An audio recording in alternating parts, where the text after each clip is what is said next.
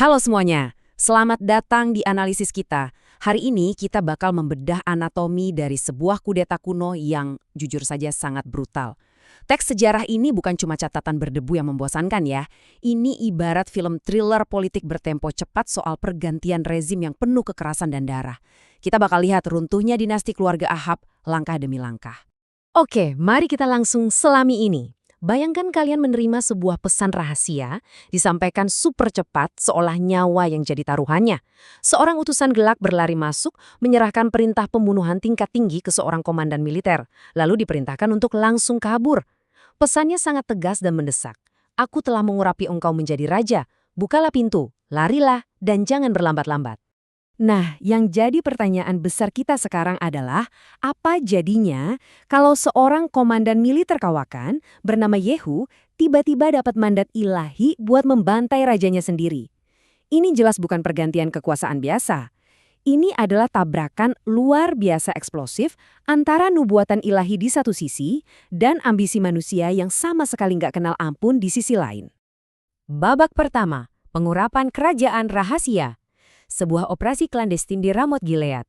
Semuanya bermula diam-diam saat seorang nabi muda menemui Jenderal Yehu dengan mandat rahasia, yang pada dasarnya adalah daftar target kuno. Misinya sangat spesifik dan tanpa kompromi. Hancurkan keluarga Ahab dari dalam, balas dendam darah para nabi, pastikan seluruh keturunan Ahab musnah tanpa sisa. Dan yang paling ngeri, anjing-anjing akan memakan Ratu Izebel di Yizriel. Ingat baik-baik poin nubuatan ini ya, karena ini bakal jadi kunci alur dari seluruh kudeta berdarah yang sebentar lagi terungkap. Lalu, lihat betapa cepatnya semua ini meledak. Yehu keluar dari ruangan rahasia, menceritakan mandat ini ke perwira militer lainnya, dan instan. Tanpa ragu sedikit pun, mereka langsung mendukung jenderal yang membelot ini. Mereka buru-buru menggelar pakaian mereka di tangga sebagai karpet kehormatan, meniup sangkakala, dan langsung mendeklarasikan secara terbuka, Yehu adalah raja. Dalam hitungan detik, pengurapan rahasia tadi berubah jadi konspirasi kudeta yang aktif.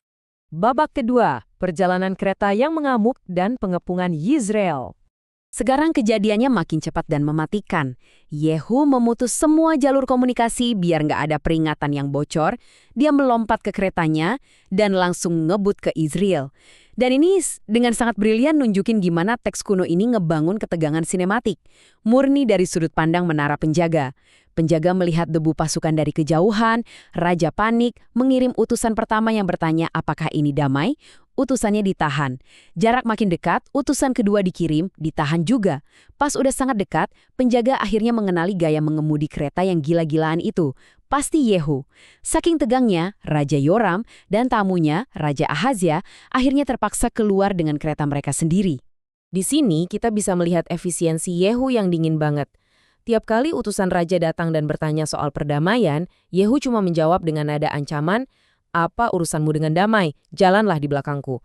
Dia sama sekali nggak tertarik negosiasi. Dia menelan para pengintai itu jadi bagian dari pasukannya sendiri yang terus merangsak maju. Sebuah taktik psikologis yang brilian banget buat bikin musuhnya buta informasi. Babak ketiga, kejatuhan dua raja dalam penyergapan di ladang Nabot. Ini dia klimaks pertemuannya. Yoram bertanya apakah ini damai Yehu? Balasan Yehu langsung membongkar niat aslinya.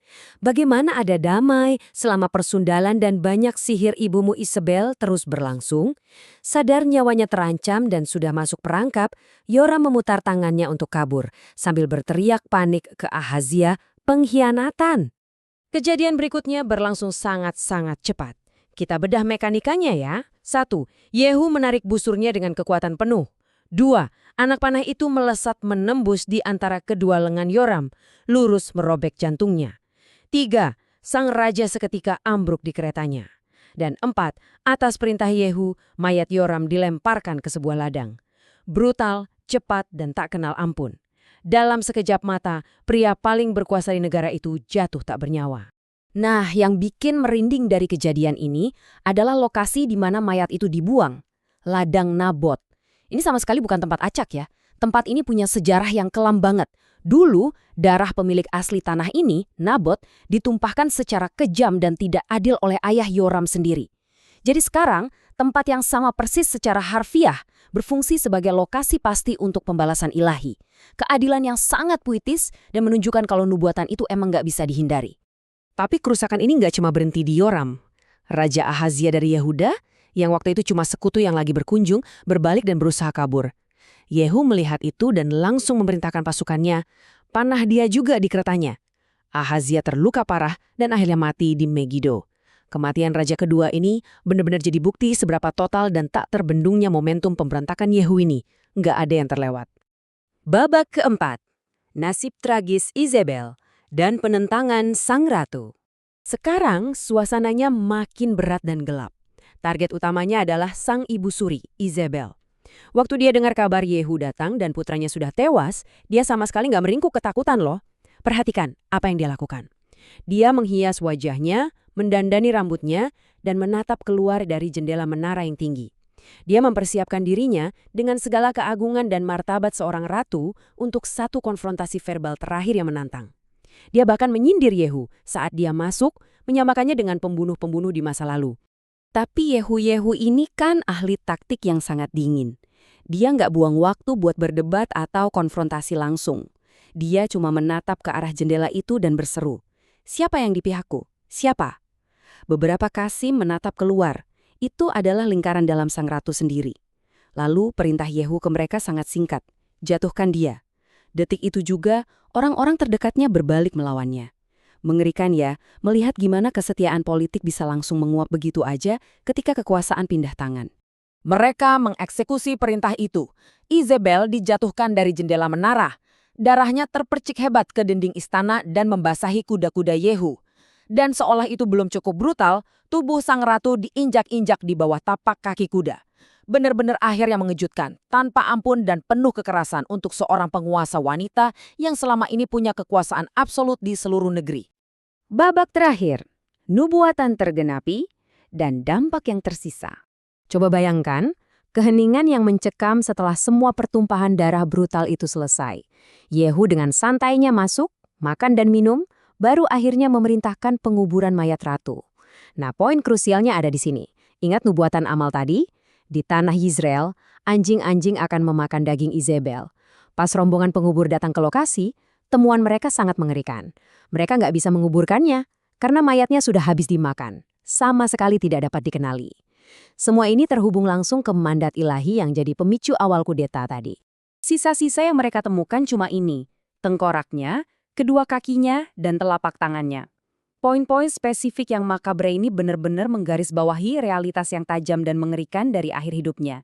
Dan ini menekankan kalau nggak ada satupun bagian dari hukuman ilahi itu yang meleset dari target. Alur kisah ini pun ditutup dengan kesimpulan yang luar biasa dingin, sehingga orang tidak dapat berkata, inilah Izebel. Ini bukan sekadar kematian fisik ya, ini adalah penghapusan identitas secara pamungkas. Seorang ratu yang dulunya bisa menggerakkan seluruh bangsa dan memegang kekuasaan mutlak, kini benar-benar lenyap dari muka bumi tanpa jejak atau monumen peringatan. Persis seperti yang telah dinubuatkan. Itu membawa kita pada akhir analisis kita hari ini. Dan ada satu pertanyaan provokatif yang pengen saya lempar buat kalian renungkan. Ketika sebuah nubuatan kuno menuntut kudeta berdarah semacam itu, di manakah kehendak ilahi itu berakhir dan di mana ambisi manusia yang brutal itu dimulai? Kisah dalam teks sejarah ini bukan cuma tentang masa lalu. Ceritanya dengan brilian mencerminkan kekejaman perebutan kekuasaan politik yang tidak lekang oleh waktu. Gimana menurut kalian? Terima kasih udah bergabung untuk mengupas teks yang memikat ini. Sampai jumpa di analisis mendalam kita berikutnya.